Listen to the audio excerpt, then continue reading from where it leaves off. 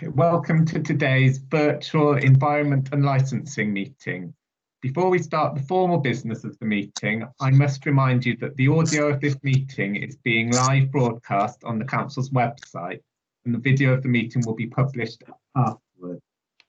Just for the record, present today we have Councillors Ayling, Bosworth, Elliott, Ellis, Gibbons, Nyack, Smith, Housley, Hinton, Truscott and Wilkinson. Thank you. Thank you, Alec.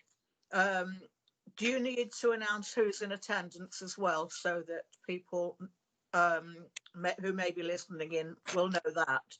Well, at a point that anybody else needs to speak, they can introduce themselves, Chair.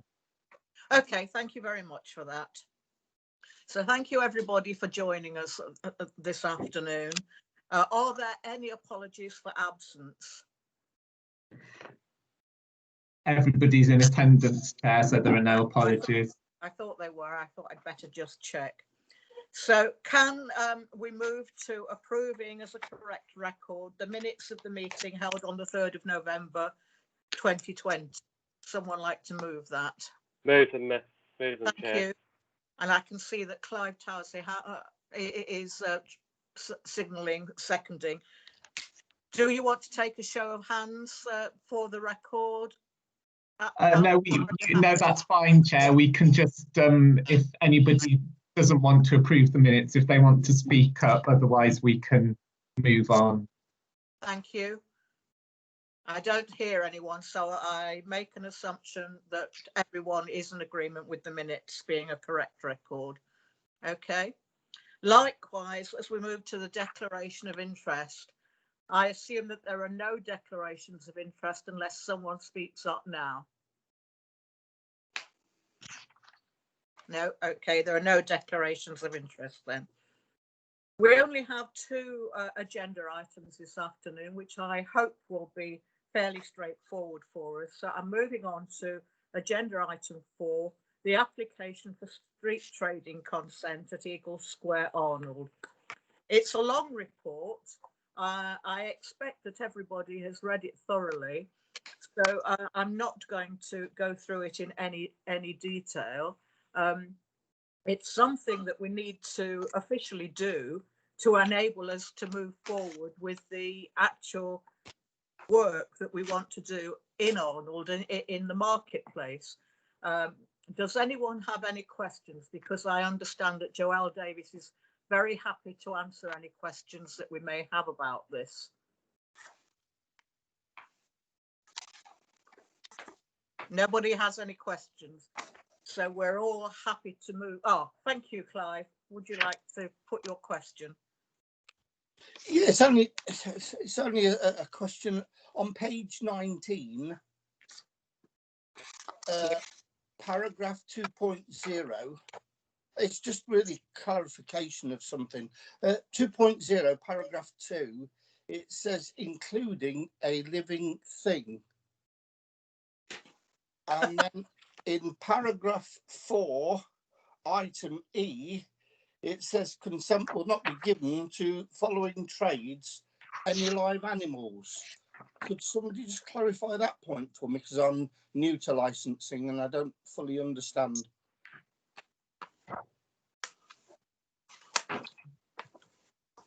Joelle, are you able to clarify the licensing point, or is it something that we ask the licensing officers about? Hello, Chair. My understanding is that is exactly the same clauses that we use for the main market. So we've replicated it for Eagle Square. So it's just purely for consistency to make sure that we're following exactly what we've already set out and asked for as part of the marketplace. So people are allowed to sell live animals as long as they're within a restricted, not in a restricted bracket, I understand. So things that exotic pet shops are licensed to sell specially would not be allowable on the market, I assume. Would that be correct? Does anyone licensing wish to comment on that? Chairman, I think what it's saying is the definition in the street trading legislation is includes live animals. I think in reference to the Gedling Council policy, we don't allow that. Yeah. If I may, Chair, a few years ago, the council developed a strategy for animal welfare, about how we deal with a wide range of issues relating to the treatment of animals, both by the council and by people working on behalf of the council. So that was part of an animal welfare strategy, that we wouldn't allow the sale of not only animals, but animal furs and things of that nature. Yeah, thank you very much. That would hold true even though we're granting this. Thank you, Chair. Thank you. So would someone like to move? Chair, I have a hand raised. I'm terribly sorry, Councillor Truscott, I couldn't see it yet. Okay, I know, it's just a minor point. On page 16, the layouts of the stalls, 2 alternative layouts there. And I'm just seeming to remember when the stalls were where they used to be, that the traders used to stand behind the stalls so they could face the customers who were wanting to trade from them. But in these layouts, or particularly the lower layout, there doesn't seem to be any provision for them to stand behind the stalls. And in the upper layout, only half of them seem to be able to stand behind their stalls. Is this deliberate, or what's the reason for that? Interesting question. Joelle, do you have a comment on that, please? I do, yes. So the plans that are shown actually show the roofs of the stores, and they actually overhang the actual stores themselves. So whilst it looks like the stores are all touching, that's the roofs rather than the actual stores themselves. So traders are still able to get behind the stores and able to trade, as Councillor Truscott suggested, there is a traditional way. So that is still possible. It's just the way they're shown on plan. And actually, following consultation from the market traders, we are opting to go with option B now. They feel it's far more operational to be able to have them in those banks of 3, as is currently on the marketplace at the minute. So we are now going with option B to make sure that that is fit for purpose. Okay, thank you very much for that clarification. Thank you. Have I missed anyone else? Me, Marge. Okay, please go ahead. Joelle, quick question. I on the plans, I know that right next to where we're planning to have the stalls, there is a shop that likes to put items to sell out onto the frontage. Will there be any effect on them, or will they have any effect on the market? I think particularly the one on the corner that always has massive things of bread outside that verges onto the area which will be covered by the market. If I may, Chair, I'll respond. Yeah, please Part do. of the work that we've been doing with shopkeepers and the market traders is to make sure that this can be accommodated on Eagle Square without any inconvenience to others. We want to try and support all our local businesses as much as possible. So what, as part of the move, the planned move, will make sure that they can be accommodated. I think the key thing with all of this is making sure that the highway isn't obstructed. And so we've been doing quite a lot of work with our colleagues at County to ensure that there is still that thoroughfare that is through the traffic regulation order that exists there. So yeah, we have looked at all those issues, and also there is a cafe that has various tables and chairs out as well. So we have looked at all of that. So just wanted to reassure you that has been considered. Thank you. Thank you. Councillor Sam Smith. Thank you, Chair. Joelle, I just wondered what consultation has gone on with the street stall holders, because from speaking to them a few weeks ago when we were allowed out, they're quite keen for them to go down the high street to increase footfall. And I know sometimes that's not viable, but I wondered with the temporary move whether that was, and whether that was discussed, and what consultation went on there. So, Chair, if I can come back, I think we have to accept that it's not been the best times to be able to try and consult with market traders and shopkeepers, as they have been mostly shut and not able to actually trade over the last few weeks. So it's been part of an ongoing consultation with them to make sure, and we're really trying to balance making sure that the town centre is still thriving and make sure that the market traders do have footfall and passing trade. So what we are trying to do, wherever possible, is to keep the market traders on the existing site for as long as possible before the redevelopment takes place. But the idea with being able to move half the stores onto Eagle Square is to give us that flexibility, so we don't have to ever be in a position where the market traders can't trade through the redevelopment of the main marketplace. And we did have a look at various options, and to be honest, this was the best option to be able to keep a feel of the market rather than having it in a kind of a long stretch across other areas. So we felt that, and part of the feedback from the traders was they wanted to try and create that atmosphere still of the marketplace, even though it might not be on the marketplace, it'd be somewhere else. So, and as I say, it has been incredibly difficult for the last few weeks to have those detailed discussions. So we will carry on and have more of them as we go, to make sure that we support our market traders, but also the shopkeepers in and around the marketplace and Eagle Square. You know, we really want this to be of benefit to the town centre, and we feel that that's a really positive move to be able to carry on running a market whilst the main site is being redeveloped. Thank you very much. Have I missed anybody's wanting to ask a question? No? Right, the recommendations are on page 9. I think they're straightforward for us to take them on block. Would someone like to move that we take all 3 recommendations of approving the application, approving the departure from the council street trading policy, and delegating authority to the Director of Health and Community to approve and refuse all future applications for street trading?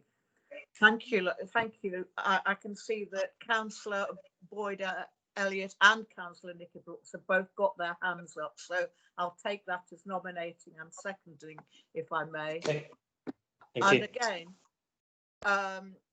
rather than go through checking if we all agree, is there anyone that disapproves of the approving the recommendations on block? No? Does anyone wish to abstain from that? No. Therefore, I take it that we've approved that and are happy to move on to the next agenda item.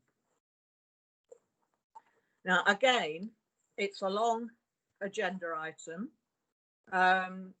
and it, really just to summarise, having had discussions with the licensing team, the director and the portfolio holder, I want to recommend that we, rather than approving the increase, that we have due concern for the current situation that is happening, and that we I'm not quite sure how to say it. We don't vote it down as such, but we have regard and we amend it. I think I need to check that everybody understands that they're happy with that, or do they want to ask any questions about the contents of the report before I move forward?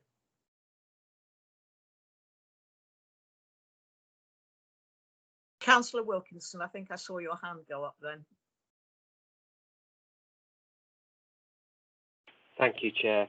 Yes, you did. I'm not quite sure what you mean by amending it without a proposal. Well, that's what I'm. Yeah.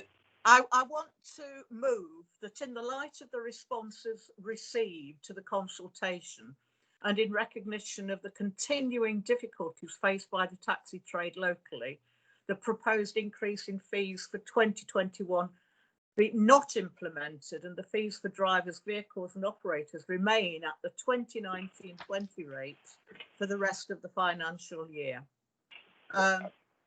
I'd second that. And I'm not quite sure whether I'm sort of saying we're voting against the recommendation or whether I'm moving this as a response to the consultation. I'm quite happy whichever way people wish me to take it, but that's what I want to move forward on. Thank you. Nikki, I think I saw your hand. And then, thank you, Chair. Yes, I'd just like to second that. If that is a proposal, I think this would be the wrong time to put any extra pressure on taxi drivers that are struggling as it is to make a living. We know that lots of them are literally no longer able to work. So I fully support that we defer this. Thank you. I've seen you, Councillor Wilkinson, but I'm going to Councillor Ellis first. Thank you, Chair. I'd like to wholeheartedly agree with Councillor Brooks and yourself.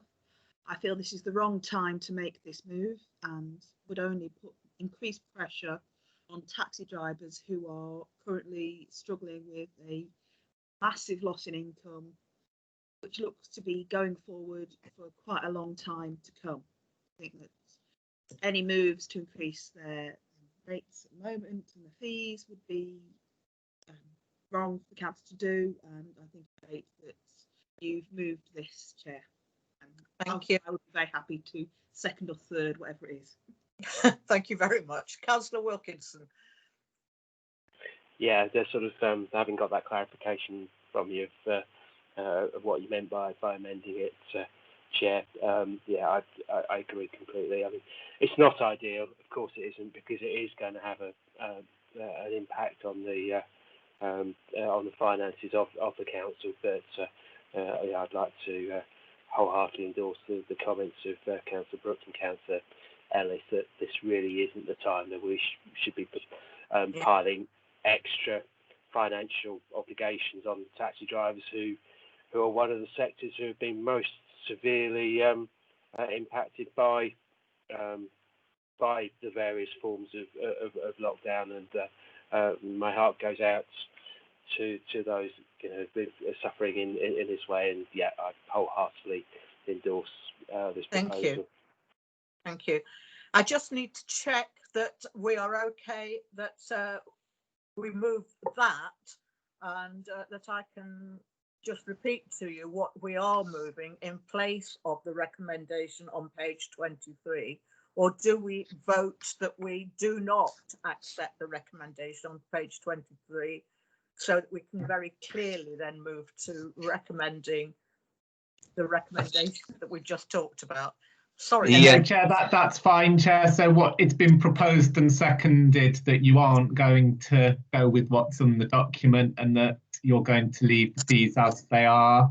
So the recommendation will read, in light of the responses received to the consultation and in recognition of the continuing difficulties faced by taxi trade locally and the proposed increase in fees for 2021 be not implemented, and the fees for drivers, vehicles and operators remain at the 1920 rates for the rest of this financial year. Thank you very much. Yes. Now, I don't think anyone will object to that, but I need to check.